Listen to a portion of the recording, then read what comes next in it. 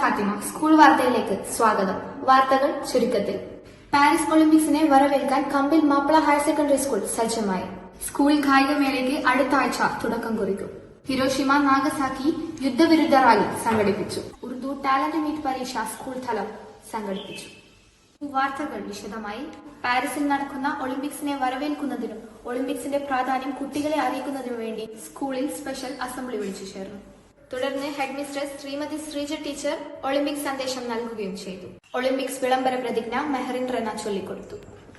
ഈ വർഷത്തെ സ്കൂൾ കായികമേള ആഗസ്റ്റ് 13-14 തീയതികളിൽ തുടക്കമാകും. കായികമേളയോടനുബന്ധിച്ച് കായിക താരങ്ങളെ വരവേൽക്കാൻ സ്കൂൾ ഗ്രൗണ്ട് ഒരുങ്ങി. വിവിധ ഹൌസുകളിൽ നിന്നും ശക്തമായ പോരാട്ടങ്ങൾക്ക് വേണ്ടി കുട്ടികൾ തയ്യാറെടുക്കുകയാണ്.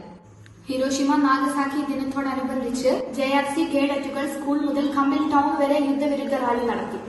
റാലിക്ക് AP Ashokan master, Saranya teacher, Nazeer master, Arun master തുടങ്ങിയവർ നേതൃത്വം നൽകി. പ്രശസ്ത കവി അലാമ ഇക്ബാലിന്റെ നാമധേയത്തിൽ നടത്തിവരുന്ന Allama Iqbal talent meet Kambil Mappila higher secondary സ്കൂളിൽ വെച്ച് നടത്തി. 5 മുതൽ 10 വരെയുള്ള 100ഓളം വിദ്യാർത്ഥികൾ പങ്കെടുത്തു. വാർത്തകൾ അവസാനിക്കുന്നു. നന്ദി, നമസ്കാരം.